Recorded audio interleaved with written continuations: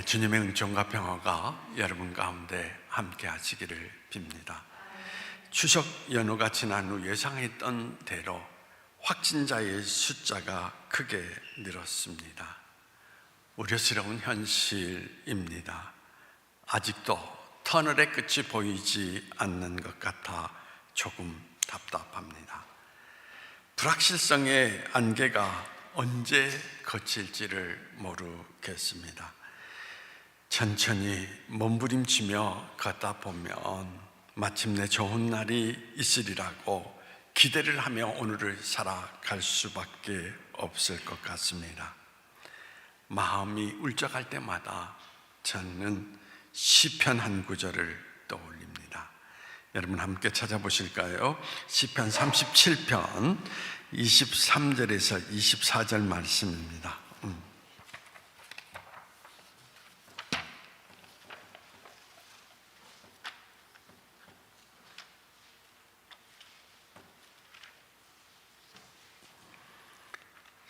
시편 37편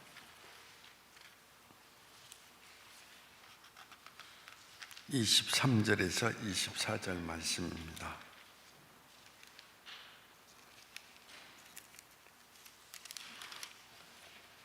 함께 읽어보시도록 하겠습니다. 자, 시작.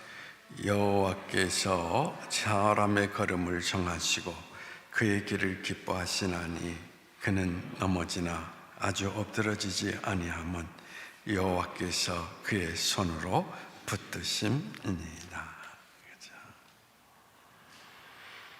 저는 이 말씀 가지고 오늘을 견디어 나갑니다.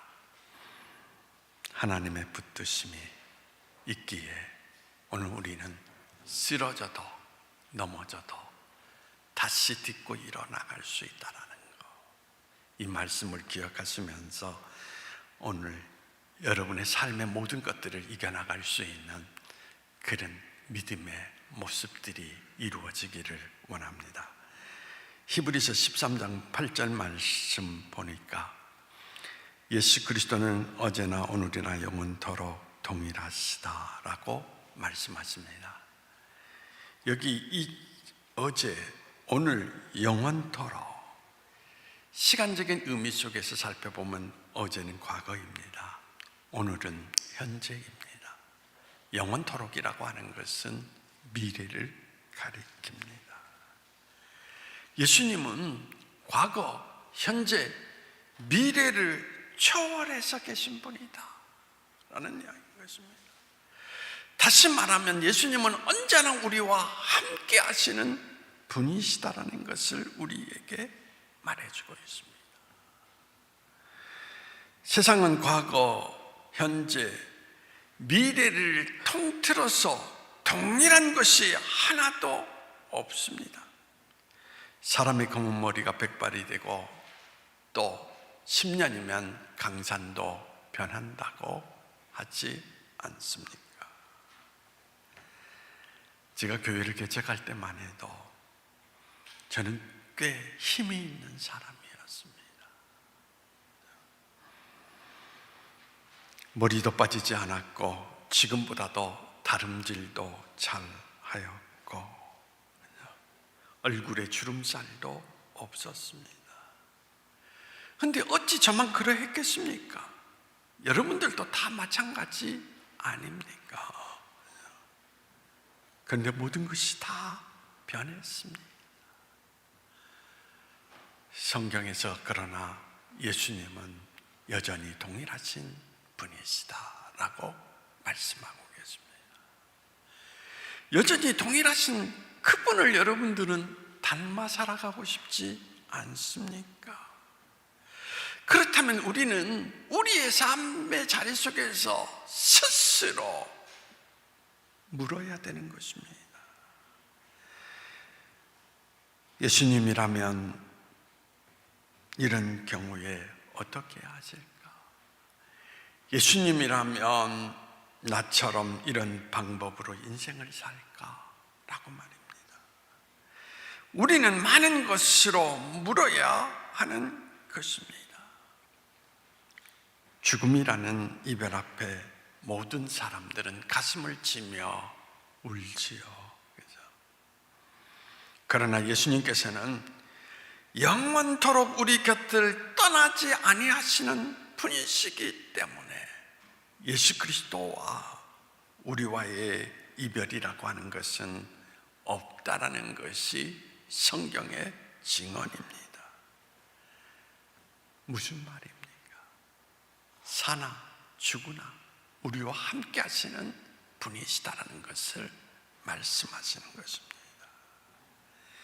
예수님은 사망의 음침한 골짜기 속에서도 우리를 지키시며 인도하신다 말씀하셨고, 무엇을 먹을까 무엇을 마실까 염려하는 우리를 위하여서 날마다 쓸 것을 공급해 주신다라고 말씀하셨습니다.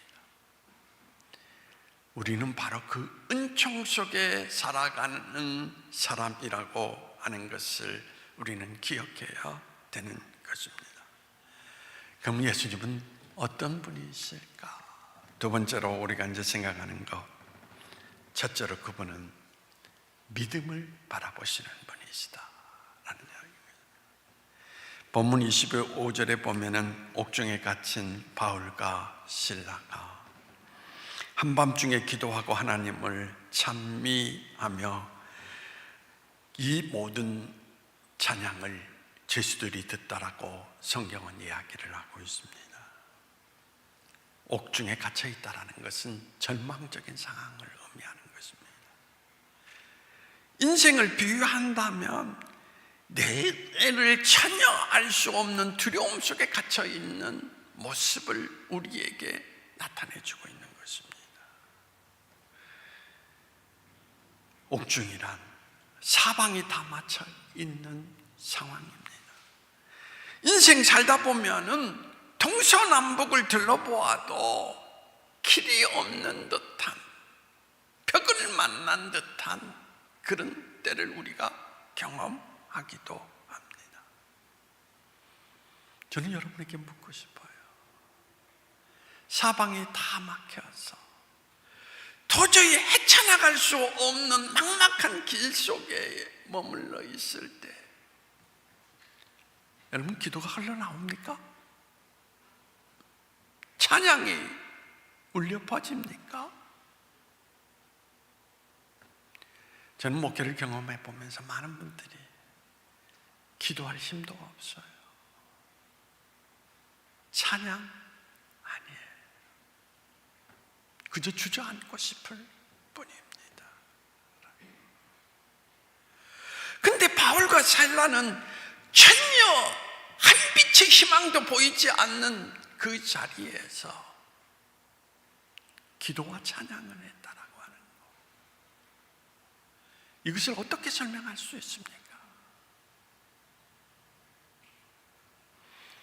그것을 설명할 방법은 다른 것으로서는 없습니다. 오직 예수님을 향한 절대적인 믿음을 가지고 있었다라는 것 외에는 해석할 방법이 없다라는 이야기인 것입니다. 바울과 실라는 사방이 막혀서 도저히 이제 살아갈 희망이 없는 그 자리에서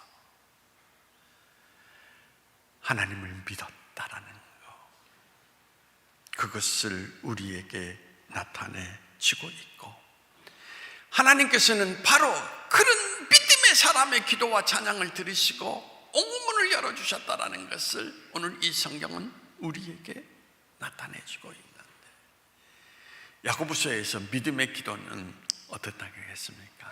역사하는 능력이 있다라고 하지 않았습니까? 창세기 18장에 보면 하나님께서 소돔과 고모라를 멸하시겠다라고 말씀하십니다. 아브라함이 어떻게 하면 백성을 구할 수 있을까 고민하면서 그는 하나님 앞에 제시를 하죠. 하나님, 만약에 이 세상에 의인 50인이 있다면, 근데 자신이 없습니다. 그 숫자를 줄여나갑니다.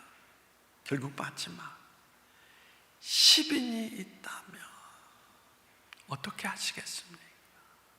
그때 하나님께서 말씀하시죠. 10사람만 있어도 내가 멸하지 않겠다라는 이야기. 이 이야기에서 우리에게 나타내 주는 것이 뭡니까? 하나님은 지금 이 땅에 믿음의 사람들을 찾으신다라는 것입니다. 그리고 그들을 통하여서 길을 열어 주신다라고 하는 것을 우리에게 말해 주고 있는 것입니다. 마태복음 9장 2절에 보면은 예수님께서 중풍병자를 메고 온 친구들, 그들을 향하여서 뭐라고 말씀하십니까? 그래서 그들의 믿음을 보시고 라고 말씀하십니다.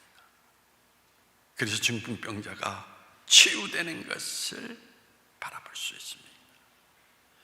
이 이야기를 통해서도 하나님은 지금도 믿음의 사람을 찾으신다는 것을 분명하게 나타내주고 있습니다. 지금 여러분이 어떤 환경 가운데 있든지 바울과 실라처럼 중풍병자의 친구처럼 예수님이 찾으시는 믿음의 사람들로 모습을 드러내시기를 원합니다. 두 번째로 여러분, 그는 옥문을 여시는 분이시다라는 것을 우리에게 말해줍니다. 26절에 보면 호련히 큰 지진이 일어났다. 그리고 옥토가 움직이며 옥문이 다 열렸다. 큰 한마디로 이적이 일어난 것입니다. 옥문이 저절로 열렸습니까? 옥문이 저절로 열릴 수가 없습니다. 기독교 사전에는 우연이라고 하는 말이 없어요. 성경을 아무리 읽어보십시오. 우연이라는 말이 나타나는 거예요. 근데 옥문이 어떻게 열렸습니까? 바울과 실라의 기도와 찬송을 들으신 예수님께서 옥문을 열어주셨다라는 이야기인 것입니다. 그런데 옥문이 무엇입니까? 옥문이란 옥에 갇힌 죄수들의 철장문이요, 인생을 가두는 두터운 벽이라고 이야기를 드릴 수가 있습니다. 왜 죄수들은 햇빛을 볼 수 없습니까? 옥문 때문입니다.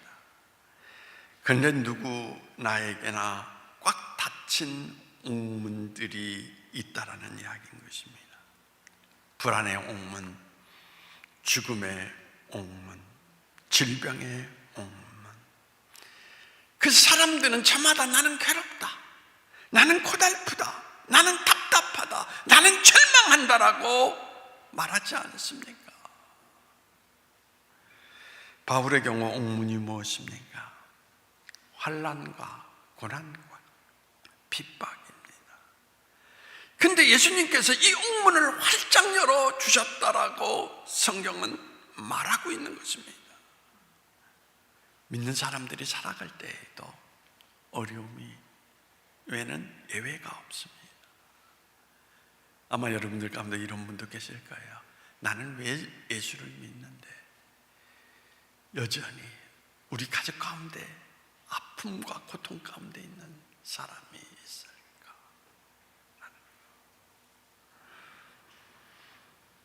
여러분, 우리는 이 세상을 살아가는 동안 세상 사람들과 동일한 고난과 동일한 핍박, 이 모든 것을 다 겪게 된다는 이야기인 것입니다. 그래서 우리에게도 환난이 닥칠 수 있고 고난을 만날 수 있고 핍박을 당할 수도 있습니다. 그런데 여러분이 성경을 읽으면서 성경 가운데 이상한 점이 있습니다. 옥문이 열렸으면 바울과 실라가 이제 밖을 향하여 나아가야 되지 않습니까? 근데 죄수들이 나가지를 않습니다. 왜 그렇습니까? 그리스도 없는 밖의 세상보다는 옥에 있을지라도 그리스도가 있는 감옥이 어떻습니까? 더 내 인생에 행복을 준다라고 하는 것을 우리에게 말해주고 있는 것입니다. 사람은 누구나 다 냄새 나지 않는 사람은 아무도 없습니다. 그래서 예수님을 만나면 우리는 회개와 눈물이 솟구치게 되면서 그리고 기쁨이 솟아나지요. 뿐만 아니라 그 순간 근심, 걱정이 사라지게 됩니다. 그때 우리가 부르는 찬송이 뭡니까? 주 안에 있는 나에게 딴 근심 있으랴. 바로 이것이 우리의 찬송이 아닙니까? 환난과 핍박 가운데 있지만 예수님을 만나면 이제 그런 것으로 우리가 우겨쌈을 당하지 않는다라는 것, 그것이 예수 믿는 삶의 모습이라는 것을 우리에게 나타내 주고 있습니다. 뿐만 아닙니다. 예수님을 만나면 옥문의 모든 문제가 해결되는 것을 성경은 우리에게 말해주고 있습니다. 예수님을 만나면 슬픔과 고통이 사라집니다. 저는 여러분들이 이런 체험을 꼭 할 수 있기를 바랍니다. 삶은 여전히 똑같은데 예수님을 만나면 이제 슬픔 대신에 화관이라고 성경에 이야기를 하고 있습니다. 기쁨이 솟아난다라는 것. 그러하면서 시간의 흐름과 더불어서 모든 문제가 해결되어가는 모습 속에서 슬픔도 고통도 지나가게 되는 것입니다. 그래서 예수 믿는 사람은 이렇게 찬양하지 않습니까? 그렇죠? 시험이 와도 겁이 없다라고 말입니다. 이 시간 여러분 모두가 옥문을 열으시는 예수님을 만나서 시험이 와도 두렵지 않는 가운데 예수님이 주시는 은총의 기쁨으로 모든 것을 극복해 나갈 수 있는 하나님의 종들이 되기를 원합니다. 세 번째로 그는 구원을 주시는 분이다. 간수는 성경 가운데 뭐라고 얘기해요? 무서워 떨며 바울 앞에 무릎을 꿇었다라고 이야기를 하고 있습니다. 그러면서 바울 앞에 간수는 절규합니다. 선생들아, 내가 어떻게 하여 구원을 얻으리까? 그때 바울이 말을 합니다. 본문 31절에 주 예수를 믿으라. 그리하면 너와 내 집이 구원을 얻으리라. 그렇습니다. 바울 말 그대로입니다. 예수님은 우리가 명상을 할 대상이 아니에요. 예수님은 우리가 연구해야 될 대상이 아닙니다. 예수님은 우리가 믿어야 할 대상이라는 것을 우리에게 나타내주고 있는 것입니다. 위기를 만난 간수에게 공자를 믿으십시오, 부처님을 믿으십시오 하지 않았습니다. 그렇다면 왜 바울이 왜 예수를 믿으라고 했을까라는 것입니다. 예수를 믿어야 되는 이유가 어디에 있는지 우리는 세 가지로서 그것을 살펴볼 수 있습니다. 첫 번째는 예수님만이 하나님의 아들이시기 때문입니다. 종교마다 교주가 있지요. 근데 그 교주는 뭡니까? 인간입니다. 인간은 결코 어떻습니까? 죽고 마는 존재라는 이야기인 것입니다. 공자 석가모니도 자신이 하나님의 아들이라고 말한 적이 없습니다. 따라서 그들은 예외 없이 다 죽었습니다. 그러나 예수님만이 하나님의 아들이십니다. 예수님 스스로 나는 하늘로부터 왔노라 하셨고, 예수님께서 하나님을 아버지라 부르셨을 뿐만 아니라 하나님께서 두 번이나 예수님을 향하여 이는 내 사랑하는 아들이라 라고 말씀하셨습니다. 예수님의 생애를 한번 살펴보십시오. 사람으로 할 수 없는 하나님의 아들만이 할 수 있는 이적들을 나타내 주시는 것을 성경을 통하여 찾아볼 수 있습니다. 수많은 병자들을 고치셨고, 죽은 자를 살리셨고, 친히 죽은 자들 가운데 부활하심을 우리에게 나타내주고 계신 것을 찾아볼 수 있습니다. 공자, 석가모니, 마호멧, 이 모든 분 다 훌륭합니다. 또 그들이 남긴 도덕적 가르침 대단합니다. 그러나 나는 인간들의 죄를 위해서 죽노라 라고 그들은 말한 적이 없습니다. 예수님만이 우리의 죄를 인하여 십자가에 못 박혀 돌아가시면서 나는 다 이루었다라고 말씀하셨습니다. 두 번째, 예수님을 믿기만 하면 구원을 얻기 때문입니다. 바울은 옥중에서 외쳤죠. 아데네시도 외쳤습니다. 주 예수를 믿으라. 그리하면 너와 내 집이 구원을 얻으리라. 인생이 뭡니까? 의인이 없나니 하나도 없다. 게다가 죄의 삭은 사망인데 스스로 인생을 구원할 자가 없다라는 것입니다. 구원에 대해서 사람은 속수무책입니다. 그런데 하나님께서 사람에게 꼭 있어야 할 구원의 길을 열어주셨습니다. 그 길이 무엇입니까? 십자가에 달려 우리의 죄값을 치르신 예수를 믿는 것, 이것이 길이라고 하는 것을 우리에게 말해주고 있습니다. 율법적으로 구원을 얻을 수 있는 인생이 없습니다.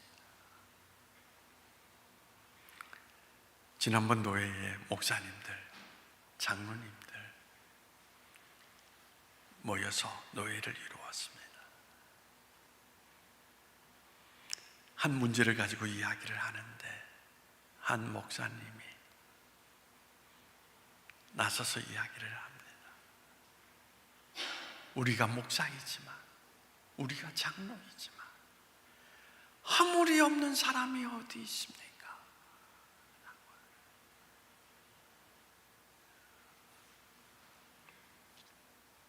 누구나 다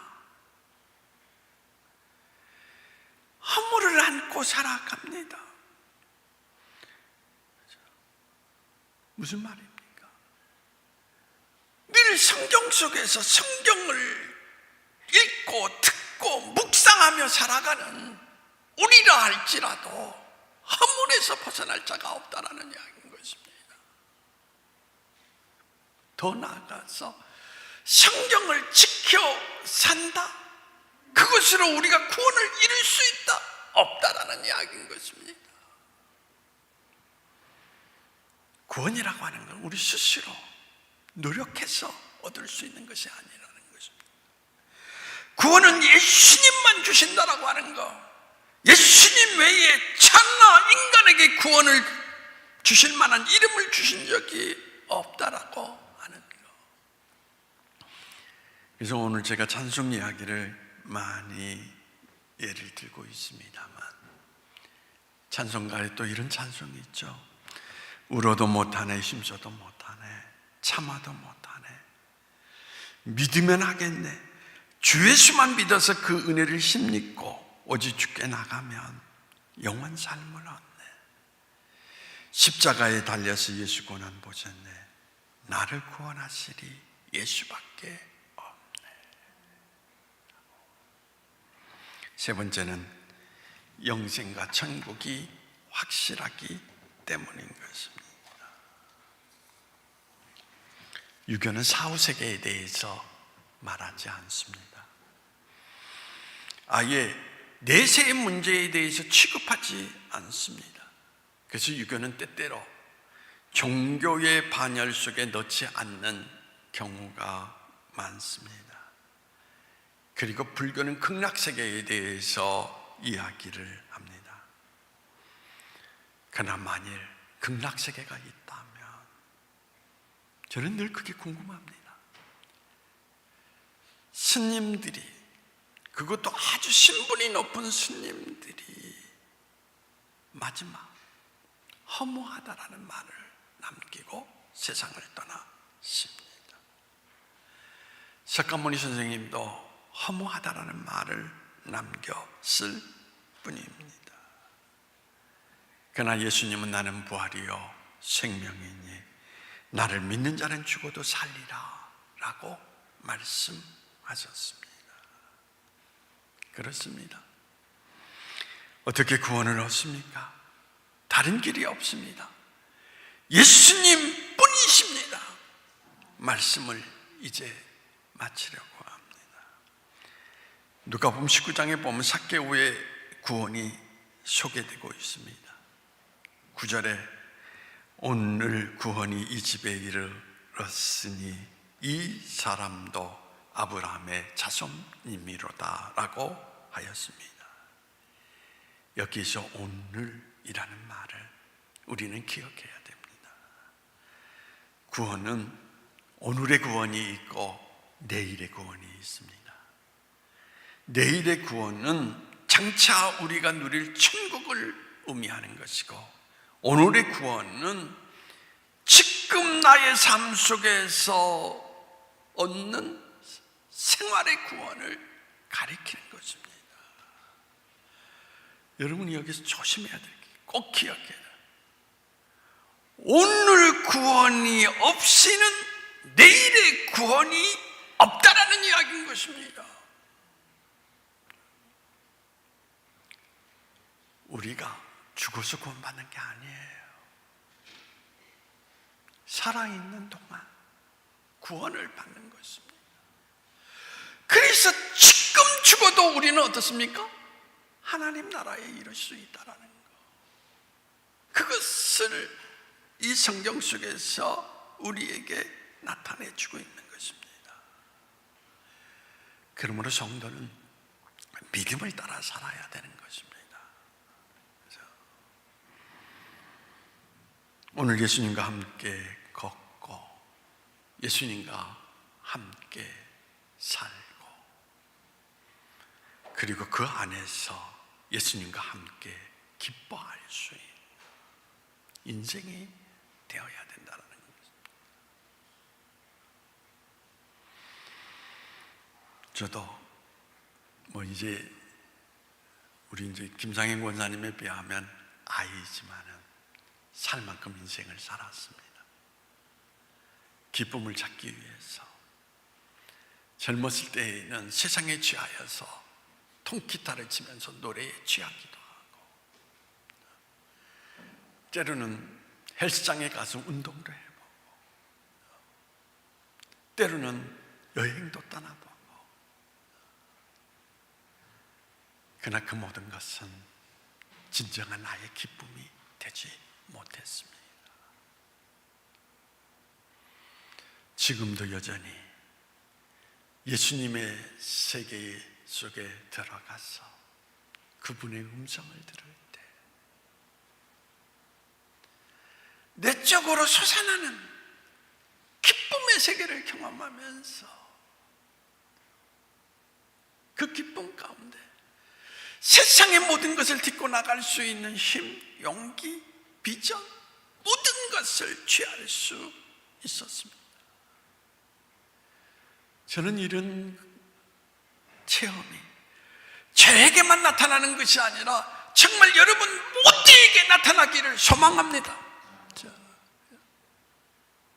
그래서 주 예수보다 더 큰 기쁨을 줄 수 없다라는 것, 근데 여전히 여러분들은 어떤 모습 가운데 있습니까?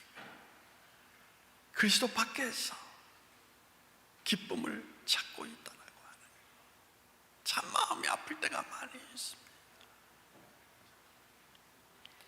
예수님을 꼭 만나십시오. 그리고 예수님이 주시는 기쁨을 누리십시오. 근심, 걱정, 더 나아가서 여러분이 겪고 있는 삶의 모든 문제 그리고 질병, 저는 확신합니다. 치유될 것입니다. 벗어날 것입니다. 그래서 우리는 예수님을 우리의 삶의 주인으로 모시고, 예수님 때문에 직장 안에서도 남다르게 어떻습니까? 모습 가운데 우리는 헌신하고, 교회 안에서도 예수님 때문에 충성하고, 그리고 오늘 우리는 가정 안에서 예수님 때문에 기뻐하며 살아가는 것입니다.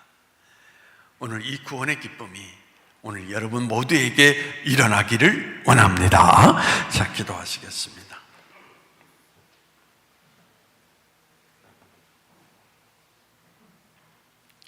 하나님,